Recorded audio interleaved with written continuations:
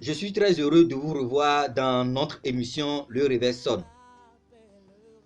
La valeur du royaume de Dieu ou l'importance du royaume de Dieu, c'est le thème qui va nous conduire dans notre émission de ce matin. Lisons dans Matthieu 13, verset 45 au verset 46. Matthieu 13, verset 45 au verset 46. Le royaume des cieux est encore semblable à un marchand qui cherche de belles perles. Il a trouvé une perle de grand prix et il est allé vendre tout ce qu'il avait et l'a acheté. Loin des objectifs de la mission de Jésus-Christ sur cette terre, c'est d'établir le royaume de Dieu sur la terre. Ainsi, arrivé à un moment dans sa mission, Jésus-Christ a envoyé les 12 disciples pour aller prêcher. Et avant que ces 12 disciples ne partent, Jésus-Christ leur a confié un message particulier qu'il doit aller prêcher. Quel est ce message? Ce message se trouve dans Matthieu 10, verset 7. Matthieu 10, verset 7. Allez prêcher et dites, le royaume des cieux est proche. Le message que Jésus a donné à ses 12 disciples d'aller prêcher, c'est le royaume des cieux. Parfois, nous allons entendre ou nous allons lire dans la Bible le royaume des cieux et parfois le royaume de Dieu. Est-ce qu'il y a une différence entre le royaume des cieux et le royaume de Dieu? Non, il n'y a aucune différence. C'est souvent l'évangile selon Matthieu ou l'apôtre Matthieu qui utilise l'expression le royaume des cieux. Pourquoi Matthieu utilise souvent le royaume des cieux? Parce que l'évangile selon Matthieu a été adressé aux Juifs qui se sont convertis à Jésus-Christ. Et nous savons que les Juifs ne prononcent pas très rapidement ou d'une manière vaine le nom de Dieu. Donc Matthieu, pour ne pas scandaliser les Juifs, a préféré utiliser l'expression le royaume des cieux au lieu du royaume de Dieu. Si nous lisons ce même verset dans Luc, nous allons voir ce que l'apôtre Luc lui a utilisé. Luc 9, verset 2. Luc 9, verset 2. Luc lui dit là-bas, il les a envoyés prêcher le royaume de Dieu et guérir les malades. Voyez, Luc lui a utilisé le royaume de Dieu et Matthieu lui a utilisé le royaume des cieux. Donc, le royaume des cieux et le royaume de Dieu, ce sont les mêmes expressions. Donc, nous ne sommes pas confus si nous lisons dans la Bible le royaume des cieux et parfois le royaume de Dieu. Ce sont les mêmes expressions. C'est quoi le royaume de Dieu? C'est quoi le royaume de Dieu? Premièrement, nous allons nous demander, c'est quoi un royaume? C'est quoi un royaume? J'ai fait un petit tour dans le dictionnaire français et j'ai trouvé plusieurs explications qu'on a données à un royaume. Mais il y a deux explications qui ont retenu beaucoup mon attention. La première explication dit, un royaume, c'est un domaine ou un endroit propre à une personne. Ainsi, se basant sur cette première explication, nous allons dire que le royaume de Dieu, c'est l'endroit ou le domaine propre à Dieu. La deuxième explication dit, le royaume de Dieu, le royaume, c'est le pays dirigé par un roi ou une reine. Donc, en se basant aussi sur cette deuxième explication, nous allons dire que le royaume de Dieu, c'est le pays où Dieu est roi, ou c'est le pays dirigé par Dieu. Alors, en combinant les deux explications, nous pouvons dire que le royaume de Dieu, c'est l'endroit ou le pays où Dieu est roi. C'est l'endroit ou le pays où Dieu est roi. Et donc ce pays où Dieu est roi. Avant de donner cette réponse, permettez-moi de clarifier une chose. Le ciel et la terre ont été créés par Dieu. Le ciel appartient à Dieu et la terre aussi appartient à Dieu. Mais actuellement, Dieu est roi dans le ciel. Le royaume de Dieu, c'est le ciel. La terre ou le monde actuel est divisé en 5 continents. Ces 5 continents sont divisés en plusieurs pays. Et ces pays sont dirigés actuellement par des présidents, des rois, des reines, des chanceliers, des ministres, etc. Mais le ciel, tout le ciel est dirigé par Dieu. C'est Dieu seul qui est le roi dans le ciel. Le plan de Dieu en créant le ciel et la terre, c'est que Dieu un jour soit le roi de la terre. Dieu est roi dans le ciel. En créant aussi la terre, Dieu dans ses objectifs propose ou bien envisage un jour être le roi aussi de la terre. C'est lorsque le péché est entré dans le monde que le monde ou la terre est divisé, partagé et dominé par les hommes.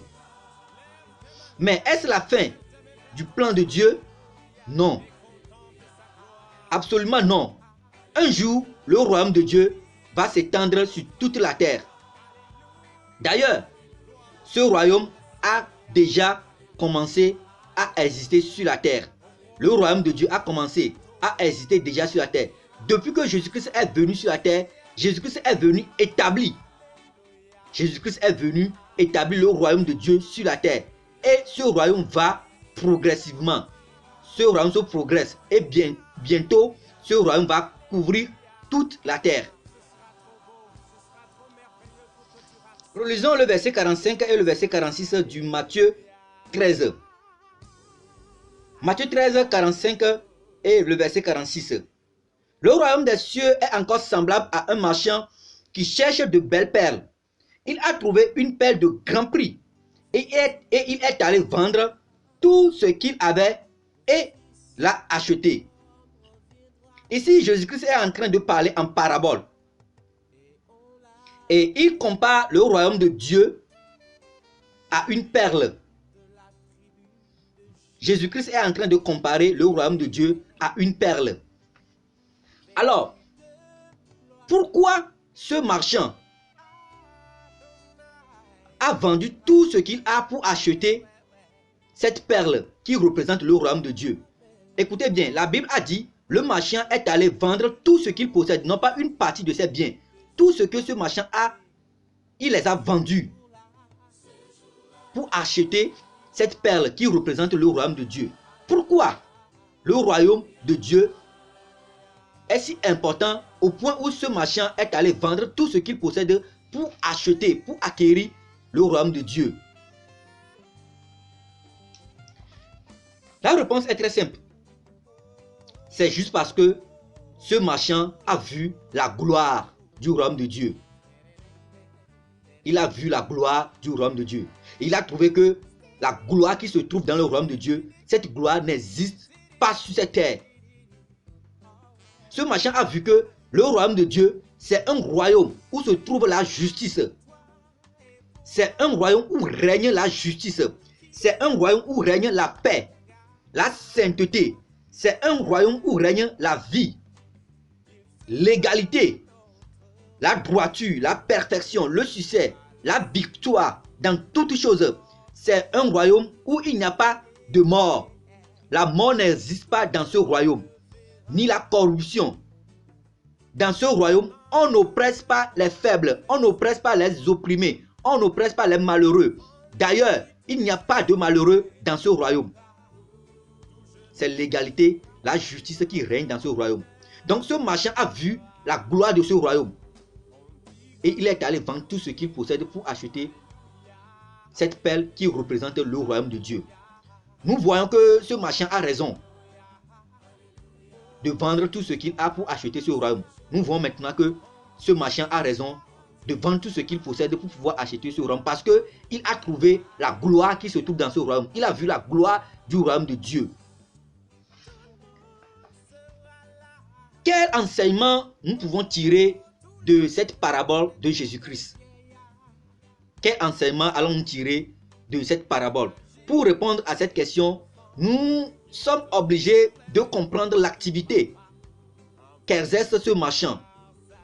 Pour comprendre cette question, nous allons comprendre ou bien nous allons savoir l'activité qu'exerce ce marchand. Un marchand a double fonction. Celui qui est marchand, on peut dire qu'un marchand représente aujourd'hui un commerçant. Un marchand, c'est un commerçant. Un marchand ou bien un commerçant a double fonction. Premièrement, il vend et secondo, il achète. Le marchand vend et il achète. Et précisément dans cette parabole de Jésus-Christ, nous avons vu que ce marchand vend tout ce qu'il a. Et il achète en retour cette perle. Nous venons de dire un peu plus loin que le royaume de Dieu, ou bien cette perle remplace le royaume de Dieu. Nous allons attribuer aux deux verbes qui sont dans cette parabole, c'est-à-dire le verbe vendre et le verbe acheter, leur propre sens par rapport à cette parabole pour bien comprendre l'enseignement que Jésus-Christ veut nous donner. Nous allons attribuer au verbe vendre et au verbe acheter leur propre sens par rapport à cette parabole pour bien comprendre et cerner l'enseignement que Jésus-Christ veut nous donner par rapport à cette parabole. Ainsi, le verbe vendre peut être remplacé par se libérer de. Se libérer de. Ou bien laisser quelque chose. Et le verbe acheter peut être remplacé par avoir accès à quelque chose ou accepter quelque chose. Avoir accès à quelque chose ou accepter quelque chose. Ainsi, si la perle représente le royaume de Dieu, nous allons nous poser cette question. Qu'est-ce que nous allons laisser? Qu'est-ce que nous allons laisser? Ou bien de quoi allons-nous libérer pour pouvoir avoir accès au royaume de Dieu? De quoi nous allons nous libérer? Ou bien qu'est-ce que nous allons laisser pour pouvoir avoir accès au royaume de Dieu? Pour donner la réponse, permettez-moi de vous dire, la première condition pour avoir accès au royaume de Dieu, c'est de recevoir Jésus-Christ comme son Seigneur et comme son Sauveur. Mais le fait de recevoir Jésus-Christ, le fait de confesser Jésus-Christ seul ne suffit pas. Parce qu'après avoir confessé Jésus-Christ, il y a autre chose à faire. Et quelle est cette chose? C'est d'abandonner quelque chose. C'est de laisser quelque chose. Et quelle est cette chose? Après avoir reçu Jésus-Christ, nous allons abandonner, nous allons laisser ce monde. Après avoir reçu Jésus-Christ, nous devons abandonner ce monde. Celui qui a reçu Jésus-Christ n'appartient plus à ce monde. Celui qui a confessé Jésus-Christ doit savoir une chose. Il n'appartient plus à ce monde. Il n'est plus de ce monde. Bien qu'il vit dans ce monde, il doit avoir en tête que ce monde n'est plus son pays. Son pays, c'est quoi? C'est le ciel. Ce marchand a compris quelque chose. Ce marchand, il a compris quelque chose. Il a vu la gloire qui se trouve dans le royaume de Dieu. Il a vu l'héritage qui se trouve dans le royaume de Dieu. Il a vu que cet héritage est incorruptible. Cet héritage, cette gloire ne périt pas, ne passe pas. C'est pourquoi il a donné l'importance à ce royaume, au point où il a vendu tout ce qu'il possède. Au point où il a abandonné, il a laissé, il a préféré vendre, laisser tout ce qu'il possède pour pouvoir avoir accès au royaume de Dieu.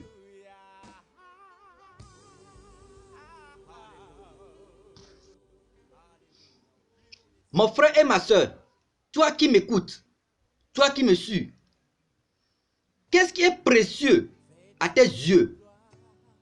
Qu'est-ce qui a de la valeur pour toi au point où tu ne peux pas abandonner cette chose pour avoir accès au royaume de Dieu?